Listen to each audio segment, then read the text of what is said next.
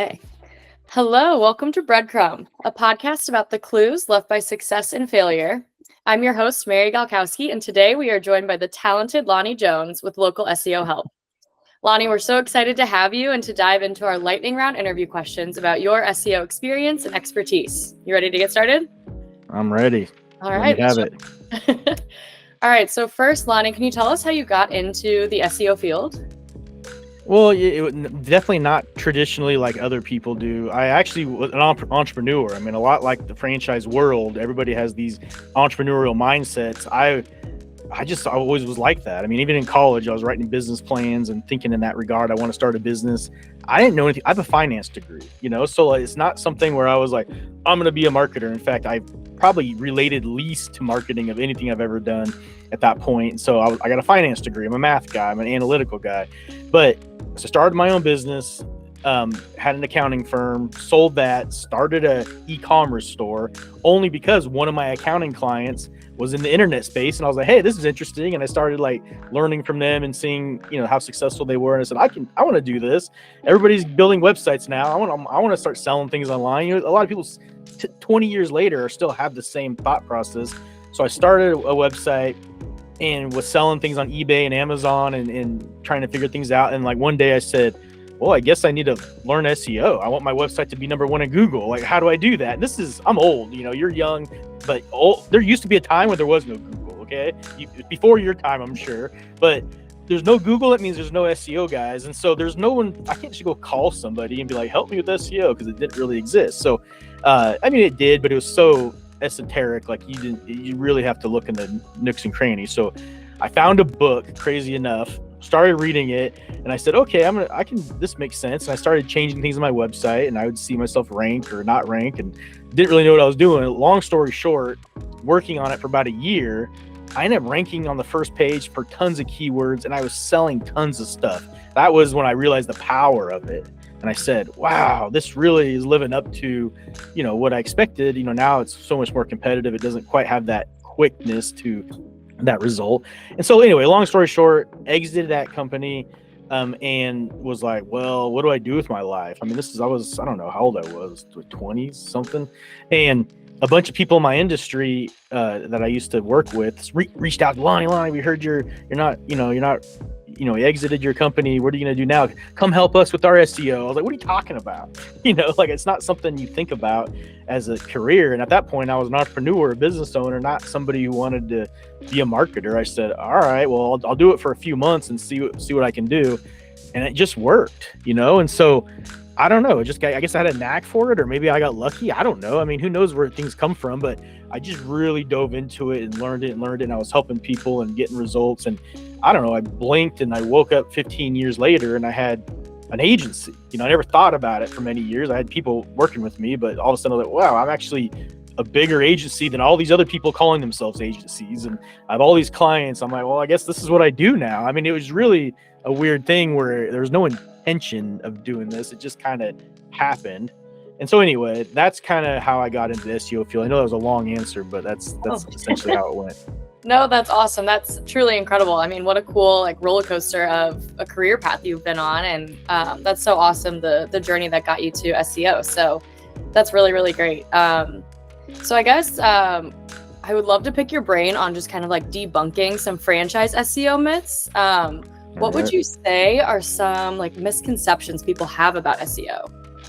Well, I mean, the first one is a lot of people will just see it as a daunting thing. I mean, the number one quote from an SEO guy is SEO takes time. And I cringe when I hear that, because it's true, but doesn't mean you can't get results leading to that end result of winning, right? And so a lot of strategies I'll see out there is somebody's saying, I'm going to do all these things. Our goal is 2 years from now to be at this pinnacle point, but they miss out on what you can do to get the early result and get leads, essentially, or revenue or sales, whatever your website is promoting. So I guess the biggest misconception is you have to wait 2 years to get a result.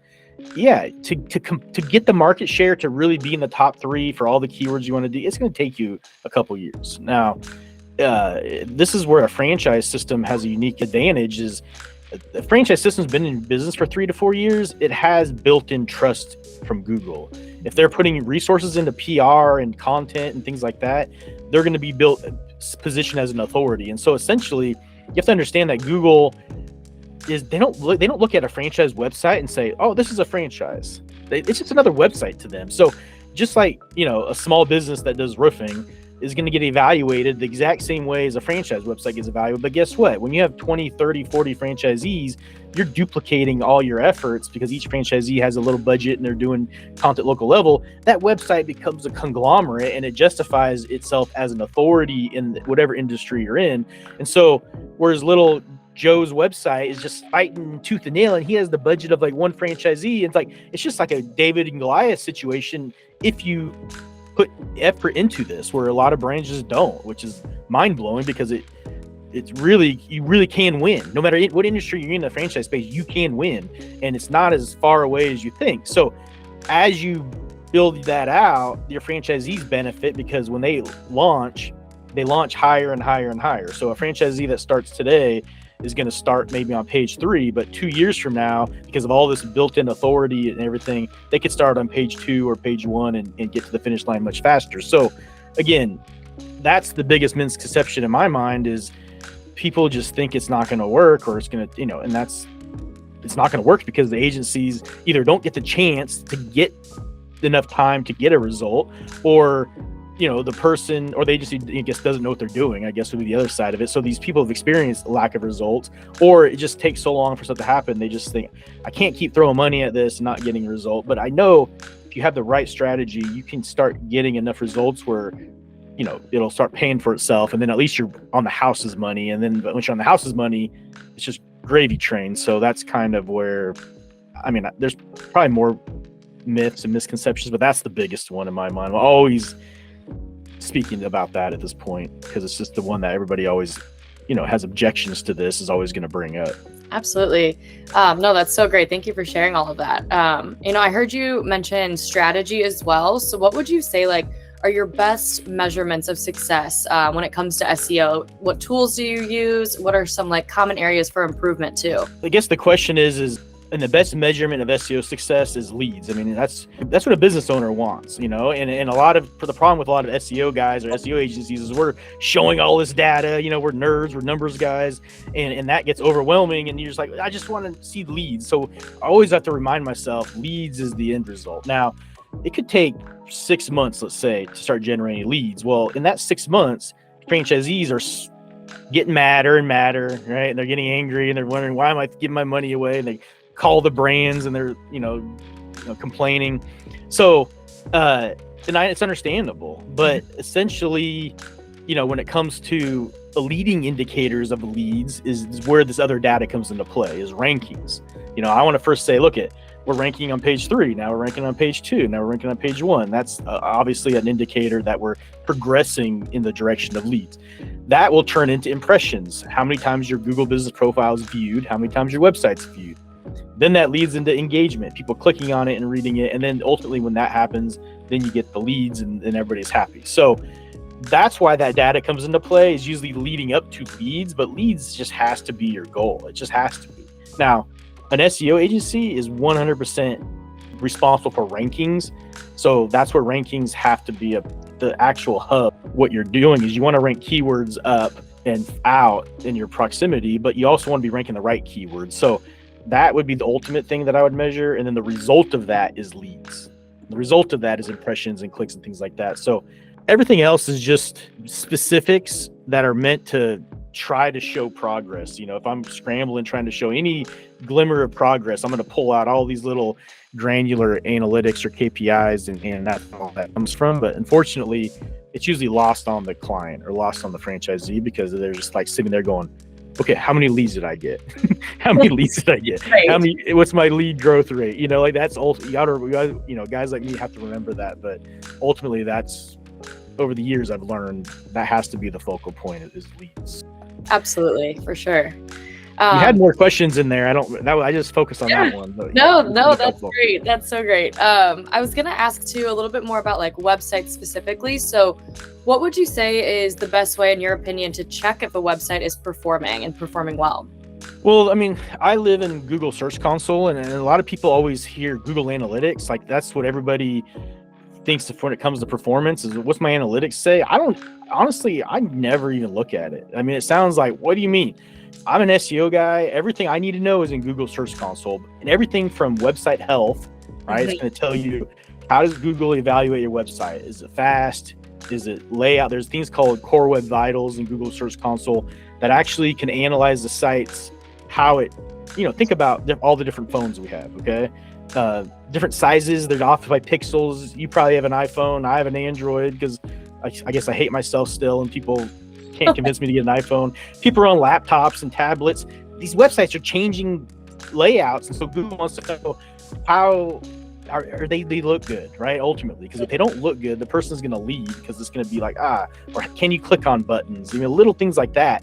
Google actually measures. I mean, it's not about rankings and traffic. The first thing you want to know is if I have 1,000 pages on my website, how many of those pages is Google consider worthy of being in their index? And so you want to see how many are indexed. And I'll look at a site and there'll be 1,000 pages, but like 400 are indexed. I'm like, well, there's something majorly wrong with these other 600 pages. And sometimes it's the speed. Sometimes there's not enough content. Sometimes there's no way to people to navigate to them so they don't get found, which means Google says if nobody's going to go to this page, there's no reason for us to have it, right? There's all these reasons. So when I'm looking for health, my first goal outside of SEO, which I guess this is related to SEO, is getting all those pages indexed. So I'm going to analyze those and try to make sure that we're only in, have pages that are valuable. Any pages that's not valuable, it's just actually weighing the whole site down. You can't have 50% of your pages not being indexed. That's just an indication of health, and that's where that comes from. So website health is in Google Search Console, and that's probably the first thing I would look at if I were analyzing website. And then I want to look at, okay, how's my content performing? And it'll tell you, this is where those KPIs we talked about a minute ago, impressions are going to show up in there, clicks, how many people are clicking when they search in Google. That's also tells you all your search terms. If you remember years ago, Google Analytics used to give you the keywords that people found you on, and then all of a sudden they said, oh, that's against our privacy laws and rules, and there's uproars and on the news, and so they took it out of Google Analytics, but it's included in Google Search Console because it's not analyzing it from the perspective of the user. It's coming in from the search engine, so it gives us all the keywords people search to find our pages. So now I can see all the keywords. I can see how many times our page gets seen, not clicked on, how many times our page gets clicked on, what our click-through rate is, and all those types of things, and rankings as well. So that's where everything I need to see is performance are in there. And then I guess there's other miscellaneous things like security problems that would tell you in there. If Google penalizes you, so there's some penalties that they're just warnings. They say, hey, by the way, you have this technical problem, fix it, right? Or we're going to penalize you, may or may not happen. But, there's these little, that's Google Search Console was meant for webmasters. It wasn't meant for like reporting to clients or reporting. It was for a webmaster to kind of see how Google's evaluating a site. And then Google also wants to, oh, my earpiece fell out. Google also wants to have a place to give you that information, right? And talk to you and give you things that helps your website get better. So it's really where you want to be. And I guess the last piece that's in there is backlinks, which is a pretty important SEO. It tells us who on the internet is linking to us, because Google also has all their Google Search Consoles and it knows who they're linking to. And so it all kind of works together in this big web. But that's where I live. I mean, there's tons of other SEO tools that do different things, but if I had to have one, I could probably rank a site without using any other tool by just having that tool and what it gives me. That's really cool. Do you ever use SEMrush? Yeah, I mean, I use Ahrefs and SEMrush. I mean, those are the two big ones. So that's more for analyzing competition. Okay, so Google Search Console is more about your website. But when I'm actually doing research on a new industry, like I think I have like 3 franchise brands I'm analyzing right now that I'm potentially could be working with. The first thing I want to do is, it's not about them as a franchise or the local level. It's about what industry are they in and what is everybody else doing that's working or not working. And so that's where a SEMrush or a Ahrefs, and there's a few other ones that are like that you can go look and see what everybody else is doing, and it gives you a lot of keyword data and performance data. And I've been doing this for so long, I can just eyeball that and I pull information out of it and put it on my little notes, and I can take a lot out of that just by at the eyeball level.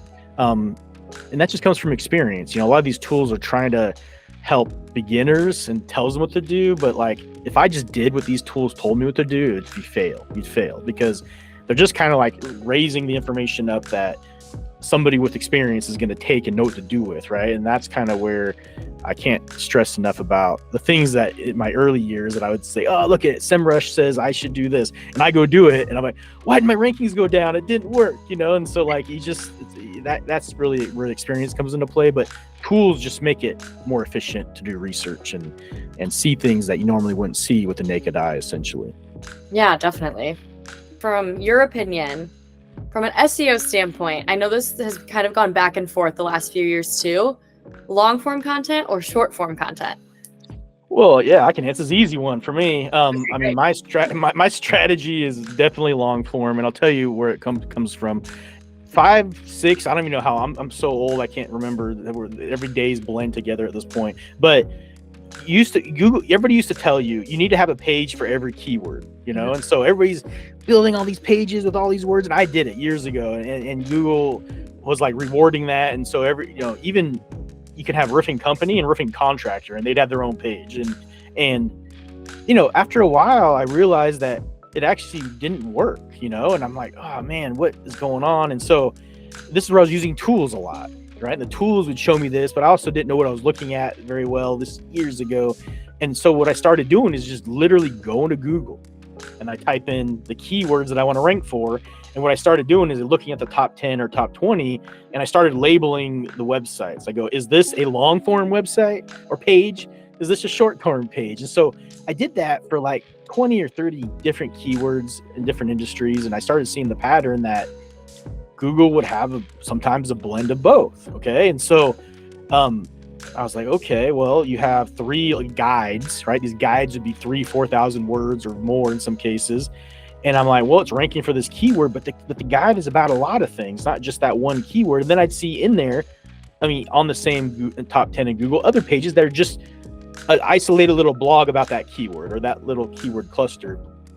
So I'm like, well, what is that telling me? And so what I would then do is search for other keywords in that niche. And what I started finding is that guide kept showing up for all these keywords, even though it wasn't related to the one topic. One keyword is related to the topic. And so that topic could include many different keyword clusters, I guess is the term we use, which is groups of keywords that are talking about specific things around a topic. Okay. So think the hierarchy of a report when you were in college. You would write an outline, and that outline would start with, topic, and then your subtopics and supporting sections, so you built this outline. And then once you have that, and it basically tells the whole story of your report, you go write the report.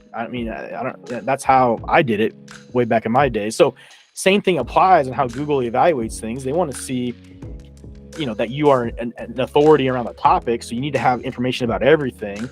But so anyway, when I used to start creating guides, the reason why it became efficient is I think on one page, Google would see this entire topic. So the depth of the content, and it was all very tightly related to the keyword you're focusing on.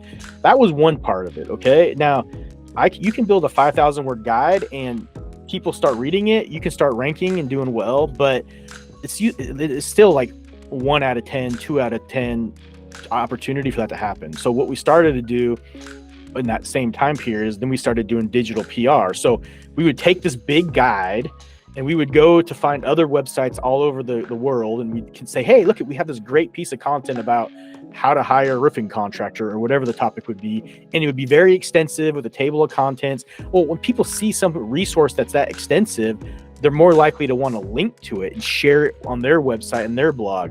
If I had just this little blog post with 500 words about what the best hammer is you want to buy, like people just aren't going to care enough to link to it. So 2 things were at play here. One, Google started liking that depth of content, and then other people in the world of the internet are more likely to link to the resource versus a thin piece of content. So when those 2 things are happening, I started seeing a much quicker acceleration of ranking a guide versus turning that guide into 10 separate pages and trying to rank those pages individually.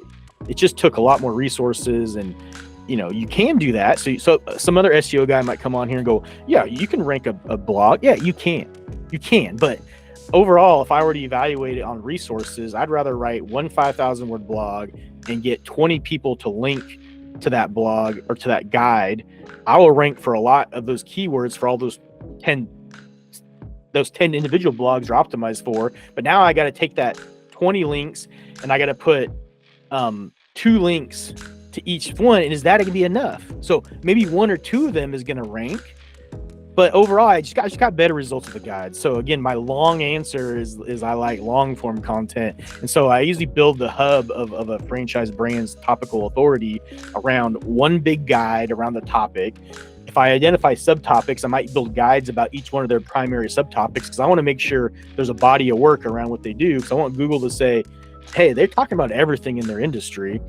And then I splinter that out into specific blog posts around some of those sections that require more depth. So that's how I approach it. So I do a little bit of both, but even my short form content turns into long form because I will write a blog for like 2,000 words, 2,500 words. So rarely will we do anything under 2,000 words these days. But again, you can rank lighter things, but I prefer depth for sure. Absolutely. Yeah, I've seen that a lot too and heard that a lot more recently, that long form's definitely coming back for sure.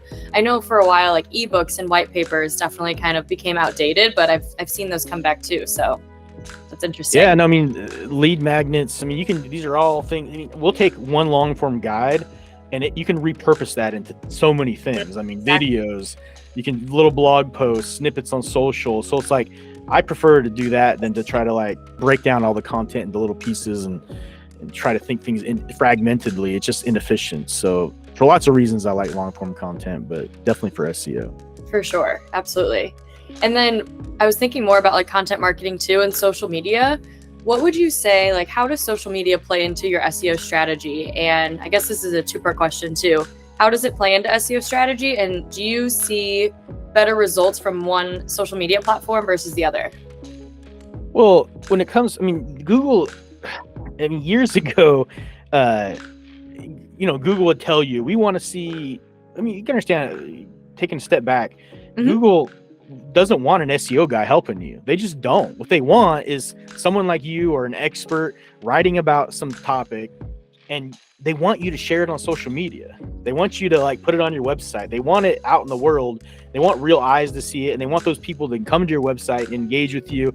And when they can see all that happen and analyze it, they will see the signals they're looking for to rank your website, right? And so that's what they want. They don't want Lonnie in the background cutting corners and doing all these things. So years ago, I would know what those things were that they look for, and I could cut corners and show them information that they want to see to then reward my client websites. That's where my foundational knowledge came from. Over the years, all I see is Google getting better and better at eliminating those corners. And so they're like finding ways to be able to analyze whether traffic's real, where it's coming from.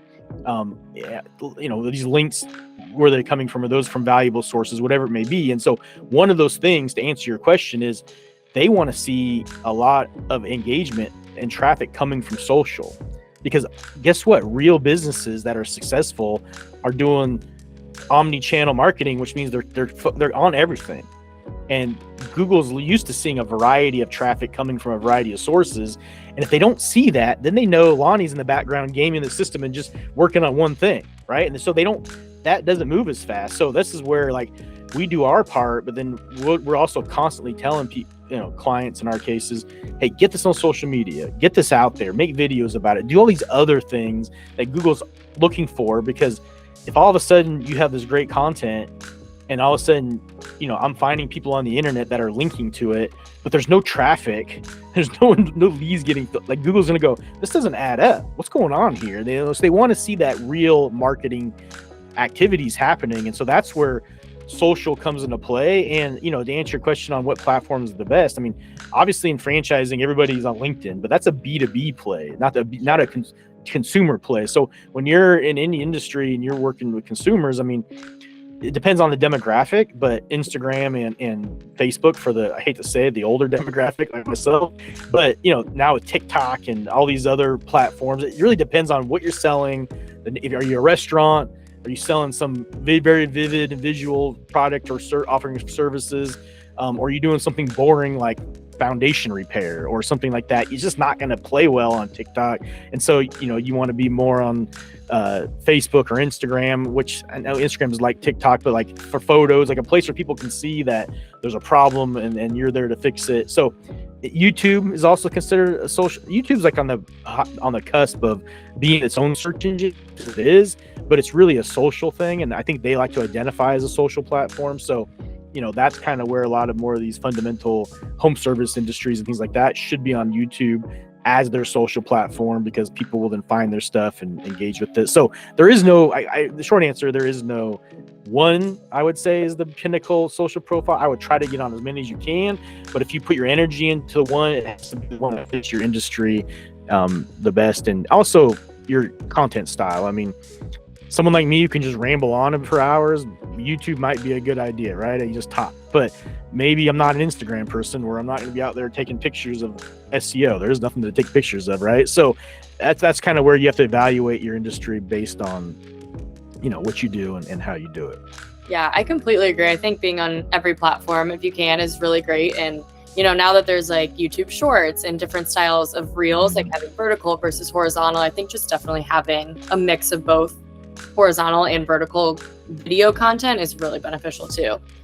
Oh, it's brutal. I'm actually just starting to do a little bit of that. I mean, I'm trying to, get out there on LinkedIn. I have thoughts, and I've always just kept them for my clients and, shared them with them. And clearly I can talk, right? So I was like, all right, well, let me try to put some of this on LinkedIn, right? So I start with some posts, which is naturally what I'm better at writing. I mean, I guess I just contradicted myself, but I usually like to write. So I'll write posts, and now I'm like, well, maybe I should just do videos. So then I started doing these videos, and then I have somebody helping me, kind of like yourself, that's helping me with some of the shorts and things. And like, oh man, it's actually so heavily involved, and I don't even know where it's going to go, but it's definitely been a learning experience for me. But it's really eye-opening though too. And you're doing things that last like 2 hours. You do something for 10 minutes and it's gone. It comes and goes, and like everybody forgets about it like the next day. So you got to always be churning stuff out, and it's actually hard to be a content, like to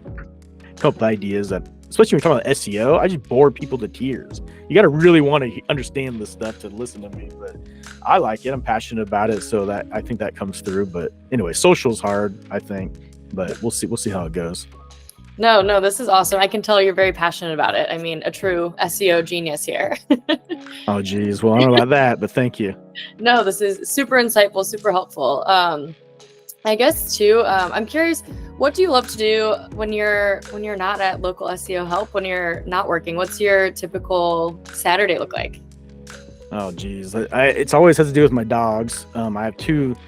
I call them the worst dogs. Okay, if I had a picture handy, I would show you. But I have a little. I mean, I lived in Mexico for 9 years, and I lived on the beach, so we just had a deck. So when you have a deck, you can't get a big dog. Even though as a kid I had big dogs, so I was like considered a big dog guy. But I said, I have this little deck. I live on the beach. I gotta get little dogs. So I got these little dogs, and everybody says, "Oh, I hate the little yappers." Yeah, they yap. That's definitely the case, and it drives me nuts. But on a Saturday, usually, now I don't live on the beach anymore. We live in Idaho. We live on the lake. We have a big yard, so the dogs can run around. But guess what? There's dangerous animals out here that want to eat little dogs. So, we have to watch them. So we take them, to the park or on big walks or things like that. So usually I'm taking the dog somewhere or doing something with them. And then other than that, I mean, I like to drink bourbon. I think that's like a fad now, as people are big into bourbon, but somehow I got roped into it. So I usually go out there and spend too much money on bourbon and drink it and pretend like I'm a connoisseur and can taste little things in there. But I really don't taste anything. I just either like it or I don't at this point. But I'm trying to learn on that front. But that's pretty much it. I mean, I just moved back to Idaho from Nebraska, so I've been spending a lot of time working on our house here, and just kind of getting antiquated with my surroundings, whereas where I grew up. So that would be my typical Saturday. Pretty boring, but I love it. normal. I lit up when you said you have dogs. I'm a huge dog person and just got a new puppy yeah. actually. Yeah. Last weekend my boyfriend and I just went to go pick him out, so we get to bring him home on September 7th. So I'm so excited. But what kind of dog? Oh, I want to ask you, what kind of dog did you get? You just name dropped a puppy. We just got a mini golden doodle, and his mom's a red golden retriever, so he has kind of like an auburn color to him, and he's just the cutest little thing. He's like 2 pounds right now. Yeah, one of my friends has a golden doodle. They're really good dogs. They're hypoallergenic, and then they also are smart, and that's good size you have there. Like here, I have a Maltipoo, so a Maltese poodle. Yeah. And so is one of them, and then the second one was supposed to be a Maltese poodle, and then she turned out to be, my wife says, a unicorn, and because she's like all these, we don't know what she is, but has some Maltese, some poodle, but also probably has Chihuahua and Wiener dog and all these other things, because she has these big Yoda ears, that stick out sideways. So, and anyway, she's a lot higher energy than the other one. But yeah, no, those are my dogs. Little, but that's the problem living here in the mountains is, owls and bald eagles. They hunt rabbits and things like that, and so our dogs are running around. Yeah, my white Maltipoo looks like a rabbit, so I always worry about something happening one day. But yeah, so that's the only downside of living in the mountains here with little dogs. So. Oh my gosh. What are their names? Maddie and Cooper. So Cooper's the Maltipoo and Maddie's the unicorn. Oh my gosh. My parents just got a mini Bernedoodle like about 4 months ago, and they named him Cooper. I know, and I have a friend of mine who has a Cooper too. It's surprising, but yeah, coincidence. Yeah, that's so cute. We are naming our dog Hamilton, so he's a little ham. That's great. He's so cute. We actually were deciding what middle name to do, and because he is like kind of a red color, we were thinking about Porter for his middle name, so Hamilton Porter, like from The Sandlot. Yes. You remember from that movie? Yeah, no, I'm old. That movie's right in my wheelhouse, But like, I'm just laughing because you have the middle name, so when you're yelling at them, you can call them by their full name. Yeah, it makes too much sense. Exactly. Oh my gosh, that's so funny. Well, that's awesome. I don't think I've ever been to Idaho, but I mean, I heard the mountains are phenomenal there, and the hiking and food and everything's just so great there. But for being people think it's get there. Yeah, I mean, people always like potatoes, and I'm like, well, there's two different Idahos. There's North Idaho, which is mountains and lakes, is where I live, and then there's Southern Idaho with potatoes. So like, I don't see a potato plant anywhere. In fact, North Idaho is known for huckleberries, and most people in the country don't even know what a huckleberry is, but they're blueberries that grow in the mountains that are wild, only above high elevations, like where the bears live. So there's bears out there, and you have to bring your bear spray, but like, right now is like peak huckleberry season. So that's what I'm known, not me, but that's where my area is known for. But everybody always says, Idaho potatoes? I'm like, I know. No, not potatoes. So I guess I get it. No, I get the same thing with Missouri. They're like, oh, do you live on a farm? I'm like, I don't live on a farm, but I think farms are awesome. do you always ask them, do you ever seen Ozarks? Yeah, exactly. Great. So I'm actually going to the Ozarks next weekend for Labor Day. It's a little different show, but not all the scandals stuff going on out there. No murders, no cartels that I'm aware of. So yeah, I like that show. That was a good one. It was a great show. Yeah, it was awesome. All right, well, let's see. I know we're kind of wrapping up on time, and I know you kind of have a busy schedule coming up, but if there's anything else you want to share, Lonnie, and let us know. Well, I mean, I can talk about SEO all day. I just it's a good question. I mean, I think I see what you guys are doing, at DevHub, and I see your technology, and I've, with my experience, I've worked with almost every platform you can imagine. I mean, from individual website platforms to franchise platforms, some very well-known ones that are absolutely disastrous. So, and the problem I see with platforms is a lot of times they force you to work with their marketing teams, and you have to do Google ads and Facebook ads and SEO with them.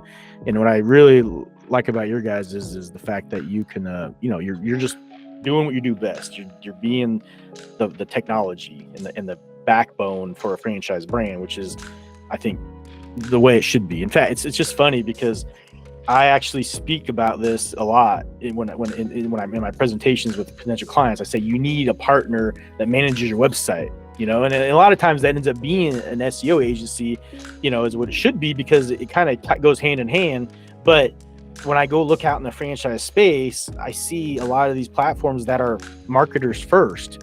Then they happen to build this platform that helps their marketing in their mind, or make it, seem more efficient, or more whatever it may be, that may be better they're pitching. And then I go, okay. And then I go look at their platform, and it's just horrible. It has missing so many things, because they just had it just as a means to an end, right? They just to kind of say, we got this franchise platform. And then they start quoting all these features, and I start going, let me log in and look at this. And then I look at it and I start thinking about, is a franchisee going to use this? Or worse, I ask them, I say, well, what if a franchisee doesn't use you for marketing? This beautiful dashboard you have, can they connect their agencies to it? No. I go, well, that means 90% of the franchisees that are probably going to use a different agency don't get the benefit of what you have, right? And then I get frowns and sour faces, and I'm like, well, just trying to do what's best for the brand and the franchisees. And I think the best experience, in my opinion, is having a website that's independent of any marketing agency. Now, I might be biased, but the only exception would be bolting on an SEO agency that's very closely related. It doesn't have to be the ones who own the website, but there has to be massive synergies. And this is for me in the SEO space for all these years. I worked with a lot of big companies, and even out of the franchise space in my past, and they usually have their own little dev teams. So I'm used to working with dev teams, but it always was the success or failure is because I had to push stuff through them, and they would bottleneck it, or they would say no. They would say, we can't do that. They would just, and since they have the ear of the brand, I would be like, yeah, you can. Then I get in a fight with them. And now they don't want to work with me because I'm telling them they can do that, and they just don't want to do that. Right. And so anyway, my point is, I do like what you guys are doing with the platform and the model that you have. And I think, a lot of brands would stand to benefit greatly from that kind of relationship. And then, guess what? Things change. Facebook and Google ads have changed so much in the last 2 or 3 years. Obviously SEO has changed that. One agency could be good today, and if they don't keep up with the times, they start losing their luster and they start losing their conversions. You got to have it open-ended for other agencies. And there's also different agencies, different strategies. They all of a sudden you want to start doing something on TikTok. Well, guess what? Your agency might say they do TikTok, but you should be an expert at TikTok. That's probably one of my biggest complaints in the franchise space is a lot of these agencies, they do everything, or they claim to do everything. And I have yet to see any of them that do good or great at everything. And it's just not possible. I stay in my lane. I consider myself great at SEO and local SEO, and I could probably dabble in Google ads, but am I the best person? And that's where I don't want to take someone's money to do something if I don't think I'm going to be the best at it. I'd rather leave that up to the people who are the best. But I guess other agencies just don't have any shame, and they're just like, yeah, we can do it. And then they just put out a basic, and result. And this is what I see a lot of agencies do, is they're looking for that minimally acceptable result. And so once they find it and they know that client or the brand or the franchisee is going to accept that result, they quit innovating. They quit pushing the envelope. They might tell you, yeah, we're doing A/B testing. Trust me, if they know that you're happy with that result, it's usually where it ends. And in fact, they'll teeter in and out of that. And to me, that's a good result, where most agencies aren't even producing that much. So you can't be connected and you can't be married to an agency because the website that you're using is their platform. That's where I see you get yourself in a bad spot. And as a brand, when your franchisees start grumbling and they start having some kind of uprising, you are stuck in a 3-year contract. You're in this bad spot. What are your options? What are your options? You either eat it and throw a bunch of money away and change and get out of contract, which is probably not likely to happen. Some of these platform agencies have some pretty crazy lawyers, and so that makes not an option. And then you turn to your 100 franchisees and you have to tell them no. You have to tell them, this is the best agency in the franchising space. this is the best it gets. No, it's not. It's not the best it gets. But you're just kind of stuck there, so you don't have any other options. So anyway, I could lecture on this topic all day, but I definitely see what you guys are doing as a good thing. I mean, someone like us, we use like WordPress, but we're working with smaller emerging brands and stuff when it comes to some of the startups, and WordPress makes sense for a lot of more budget friendly brands. But I think beyond that, I definitely like what you guys are doing over there. So kudos to you. Thank you very much. We appreciate that. And we appreciate you for being here, Lonnie. Thank you so much. This was super awesome. I could talk with you about SEO and dogs and mountains and TV shows all day, but I know we're kind of wrapping up on time here. So thank you so much for your time. This was incredible. So thank you so much for joining us today on Breadcrumb. All right. Well, it's great to meet you, and I hope you have a great rest of your week. Thank you. You too. Thank you. All right. Thank you.